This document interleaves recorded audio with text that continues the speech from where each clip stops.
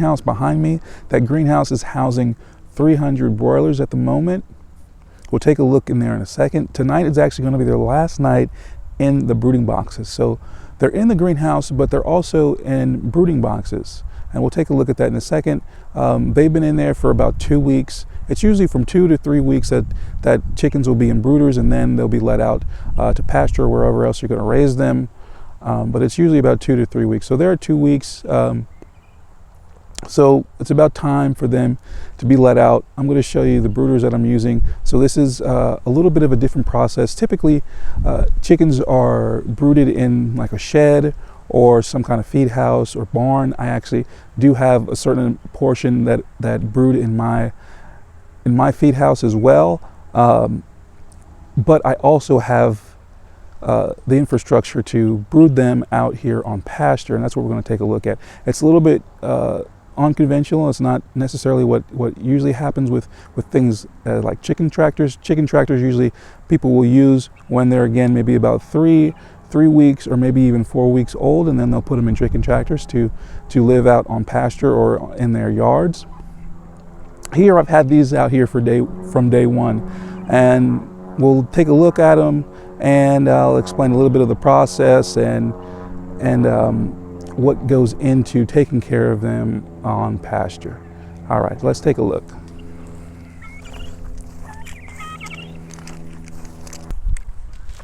So again, here's the house. If we get up here a little bit closer, you can see the 3 guineas out here. They aid in protecting the chickens in the greenhouse, and we also have an electric fence, which does a fair bit of the protection when it comes to predation for these animals in here. So I'm going to disconnect this fence and we'll take a look inside. All right, so here we are at the back of the house. This is actually newly installed. If I back up here and you see this hardware cloth, I have 1/2-inch hardware cloth wrapped around the whole entire greenhouse, and that's because, again, I'm going to take these brooder boxes out and they're going to be roaming in here freely. So to keep them inside and keep predators outside, I have this hardware cloth installed. The guineas are having a pretty hard time figuring out how to get in there now as well, which is also kind of a good thing. But at any rate, here are the brooding boxes. So what's nice about these, actually, again, this is actually my first time using these kinds. I have chicken tractors, more traditional chicken tractors, which I'll show you later, that I usually use, but I've used these to do this number of birds, and it's worked out pretty well. There is a lid on top of them, so you can have access to about half the coop. You can also have access to enough to just pull out their feed and to clean up or to put more wood chips down and things like that, change their water, etc. But one of the things I really like actually about this design so far is that there's actually, it's really a box inside of a box, if you can see that. If you see this here, we have the inner box, and then we have really the tops, these are the tops of the box, which was another hardware cloth. The box really just made with hardware cloth that goes on top of it that has a door on it. Now what that allows me to do, again, not just getting inside the coop, but it also allows for extra protection for the animals, right? Because if something were trying to get in here, they not only would have to dig under and try to get under that box and lift up that box, but then they only have as much space as is in between these two boxes to be able to maneuver to try to get inside there. So, and the reason why I point this out is because you see, raising birds on pasture, especially from day one, is it's pretty risky, and it's pretty uncommon because it is risky because of the amount of predation that can happen. For those that might not be familiar, haven't raised chickens, or not that knowledgeable about farming or agriculture, there's probably nothing that has a higher amount of predation than like a baby chick. Okay, I mean, things will come out, I always say, like, things will come out from 5 square miles just to find that baby chicken and eat it, or just to even just kill it, right? So the amount of predators they have is pretty high. And again, it's not just that they might get eaten, but they might just get attacked. You know, a lot of things, even something like a stray cat in the neighborhood, maybe even someone's cat outdoor cat might just swat a chick to death. That's just how it is. So they really need a lot of protection.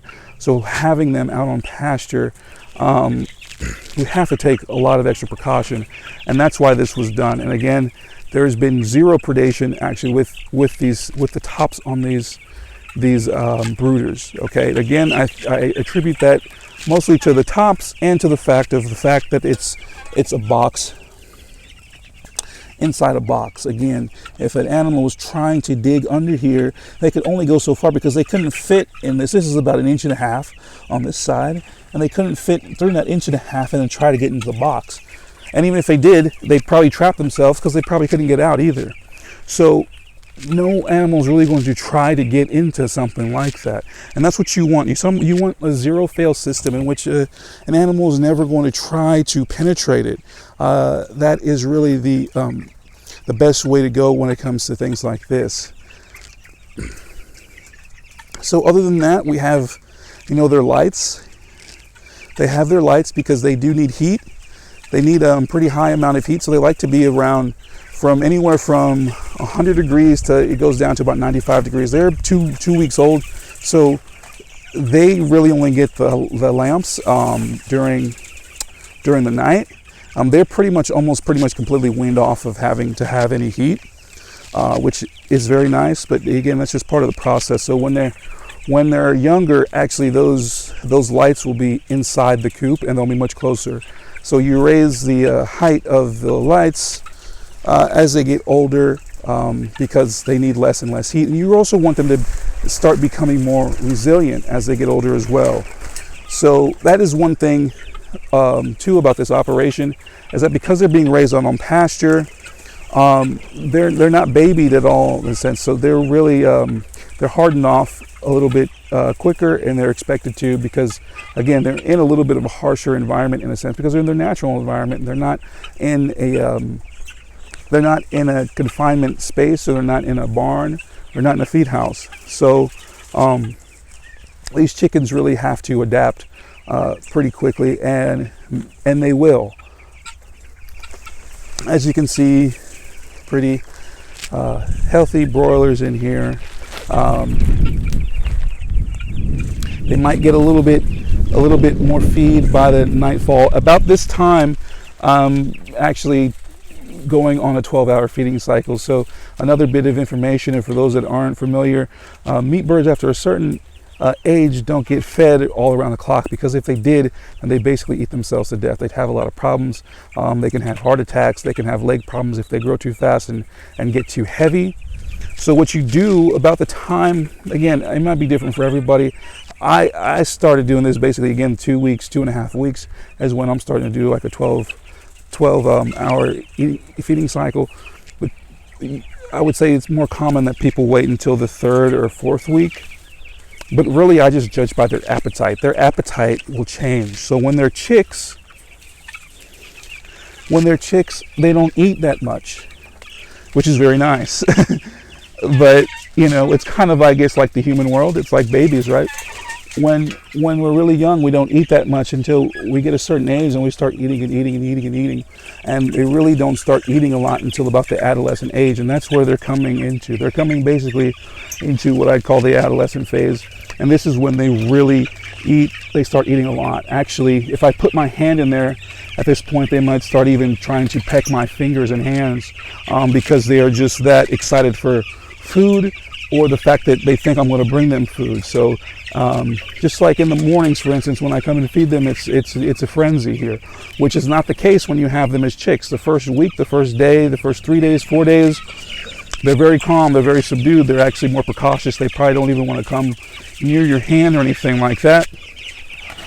And they'll just eat throughout the day, and they're fine. They're actually more concerned about getting heat, again, because they don't have, really, you have to think about it, in a nature's perspective, they don't have the mother hen to sit next to or to sit underneath.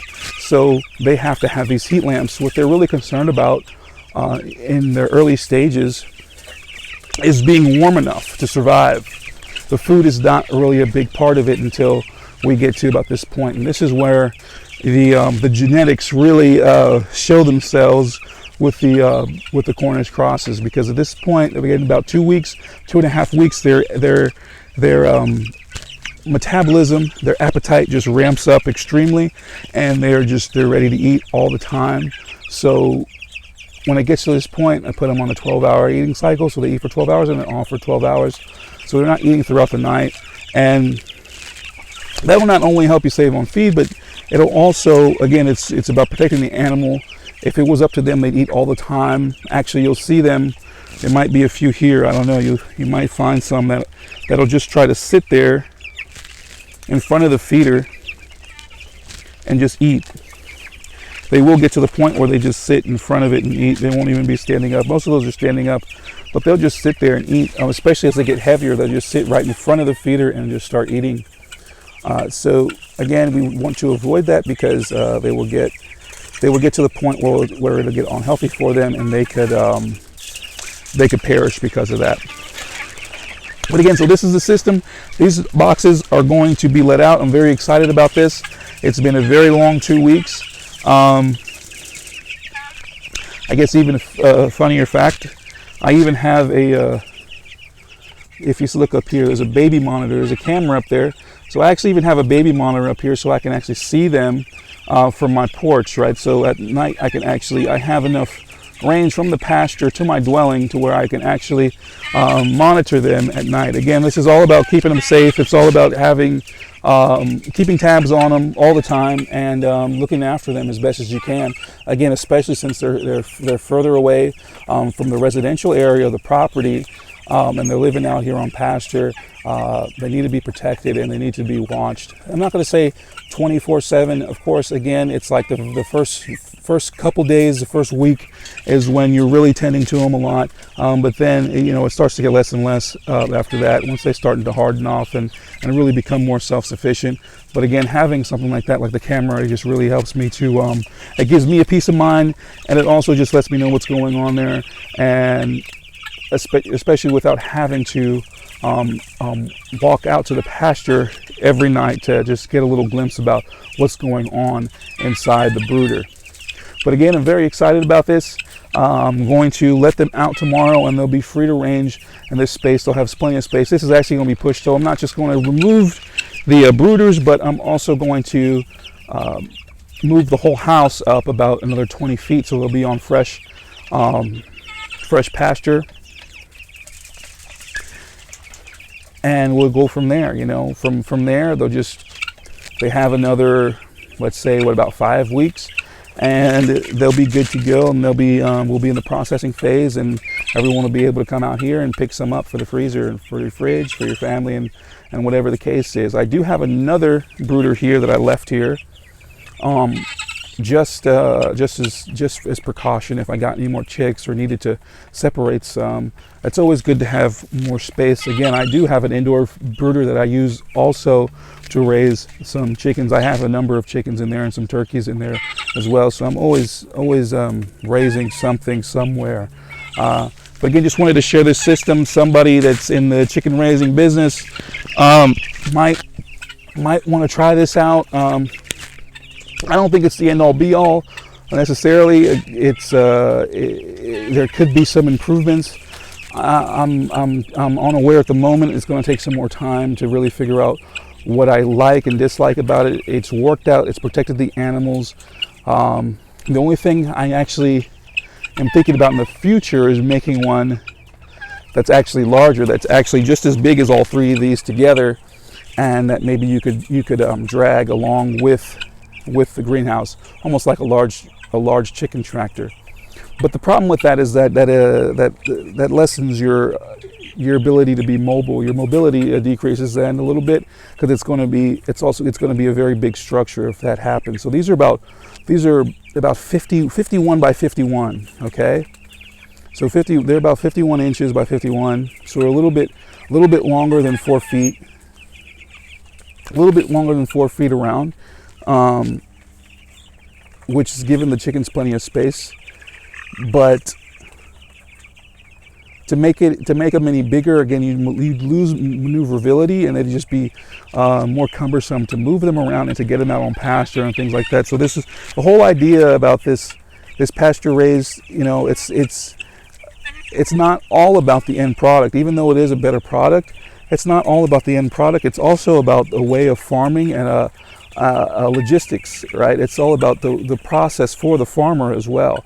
So a big part of doing pasture raised is also building mobile infrastructure, so that you're able to move things about your property, even maybe move it to different property. You know, if someone wanted to borrow these while I wasn't using them and raise chickens on another property, they could do that, right? So if you make it too big and it's too hard to move around, then you lose out on a lot of opportunities like that. So that's one reason why I'd like to just keep them just like as they are. I actually have a bunch of scrap wood. After doing these, I ended up with like 44 inch, scrap pieces that I have a ton of from doing these. And I might do some of those that are just a little bit actually under 4 feet. And yeah, I do a little bit less birds in there. So these have anywhere from 50 to about 75 each in each container. So if I did the 44 inch ones, I might do 50, maybe 40 birds in each of them, and go from there. Having it a little bit smaller, that actually might be a consideration, because these are they're not too cumbersome to pick up, but you do have to have like a longer arm span to be able to get your hands around them. But other than that, they've been great. I did do, some of them have 1/4 hardware cloth on them, and the rest of them have 1/2 inch. 1/2 inch is perfect. I wouldn't go any bigger than a 1/2 inch, because when you go into an inch of hardware cloth, an animal, raccoon, possum, cats, they can get their paw right into that cage and put their hands in there. Okay, so I would not use anything less than 1/2 inch. 1/2 inch, an animal can't get anything in there, so they're fine. So again, just wanted to share that with you. This is where the chickens are being raised. They've been having a good time out here. Everything's going very well. And again, this is going to be their last night in these brooding boxes. They'll be let out to roam around in the greenhouse on pasture from there on out, and it's going to be a good time. So I appreciate you watching, and check back with us again. These birds, they'll be ready in February, so come see us. Thank you.